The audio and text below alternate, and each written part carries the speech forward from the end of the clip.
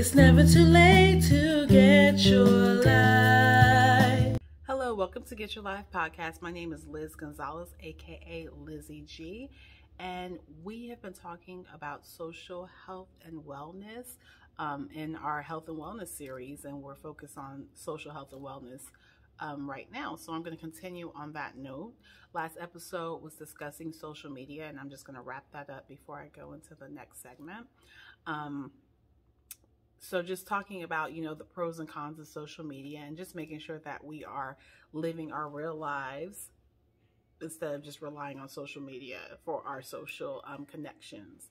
A lot of times people go on social media and you're posting stuff and you want to get the most likes. And if you don't have a lot of likes, you might feel some type of way about it, right?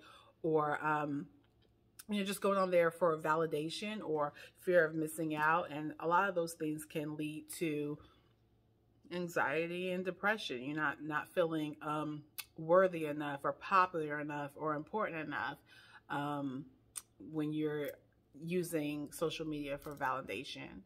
So just being mindful that social media is not real, it's not real life, and ensuring that you are making your real life connections in addition to using social media. With that being said, I wanted to discuss the show called The Circle. I'm not going to give any spoilers, but if you haven't watched that on Netflix, it's hilarious. But just a brief synopsis of that show just shows how you can either be yourself or create a persona. They call it catfishing. Create a persona, put a fake picture up, fake bio, or whatever the case may be. And the objective is to get enough people to like you so that you can win $100,000 at the end. People rank you based on interactions and likability. And if you're high in the rankings, you become an influencer, and then you can decide who you're going to block out of the circle and henceforth, yada, yada, yada. So when I was getting my hair done last week, I was discussing with my hairstylist, hey, Stacy girl, we were just kind of talking about how we thought some people would have made it farther if they would have played themselves versus being a catfish. And that led me to think about, well, what are the reasons some people are deciding to go in as a catfish versus going in as themselves? And some of the reasons may be, hey, they don't think very highly of themselves. They don't think that if they go in as themselves, they'd win because they don't think they're likable or popular or beautiful enough or whatever the case may be. But then I thought a little deeper. I'm like, well, this is a game. And when you're thinking about winning a game, you're thinking strategy. So it might not necessarily be that these people don't think that they're likable or popular or whatever. They may think very highly of themselves. But when you're trying to play a game and you're trying to win and you're thinking strategy, you can't just think of how you view yourself. You actually have to think about how society views you. And so we all know that society views us in different ways. Society views women differently than they view men, view Black people differently than they view white people, view gay people differently than they view heterosexual people, view cisgender people differently than they view transgender people, like old people differently than they view younger people. So there's all these views and we are cognizant of these things.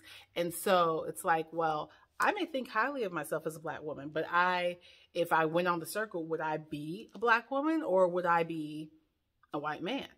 Like whatever the case may be, to win the $100,000, because at the end of the day, I'm just trying to win that money. So just thinking about that thing and thinking about how, it has been seen, spoiler alert, that sometimes catfish do win the game. So is it wrong for them to play someone else? Is it so wrong to play someone else knowing that you could possibly win? And if that's your strategy, is it bad? And it just proves the point that in the social media world, you can be whoever the heck you want to be. You can create a persona, and you can get people to like you, and you can present how you want to present. And that is not necessarily a true representation of yourself. And when I think about how it's not necessarily a true representation of you, I think about people who had a huge social media presence, who were always happy, always smiling, always posting, just seemed like they had it all together, and then they go hurt themselves, commit suicide, or whatever the case may be. And it's like, but they seem so happy. And it's like, it's not real. That's not their whole life.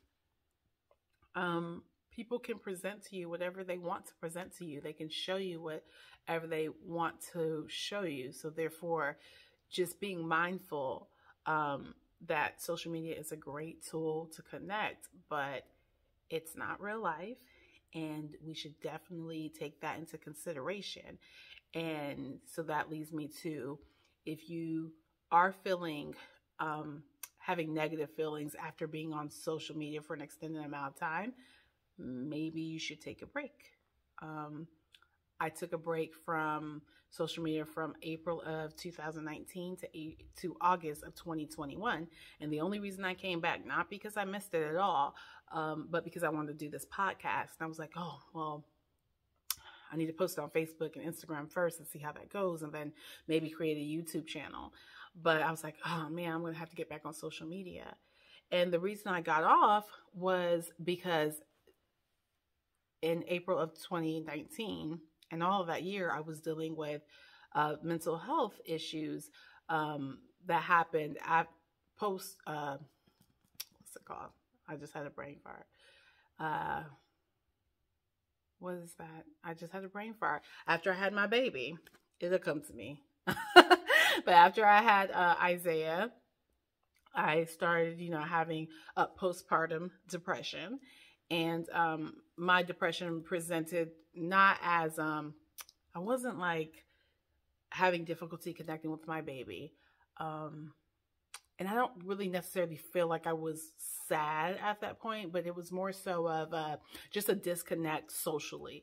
Like I had no desire to engage socially, and I had no desire to do a lot of things that were pleasurable. That's how I knew it was depression. And I figured, just knowing what I know about how social media can exacerbate symptoms of depression, or if you weren't depressed, it could contribute to those things. I had to make sure that I wasn't contributing to those feelings of depression by constantly looking at everybody be happy and everybody win, and I'm already feeling so low. And then I'm looking at myself like, your life is so miserable, this, that, and the other. So I had to be careful. So for my mental health, I just went ahead and exited for a couple of years, and I didn't miss it. It gave me a much needed break. I was able to focus on the things I need to focus on and get better. So I am encouraging you, if you are feeling depressed or anxious, probably limit your social media intake. Get out there and live your life. And just be mindful that it's not a real depiction of what's going on with other people or yourself. So just don't forget to engage.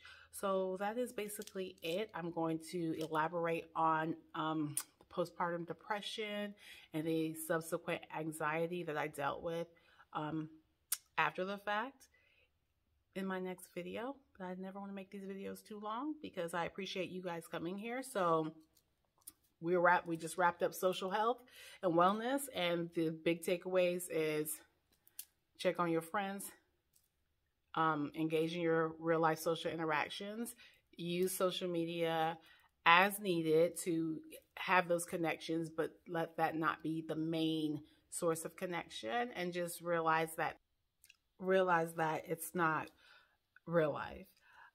With that being said, please remember to like, share, and subscribe. Until next time, bye. It's never too late to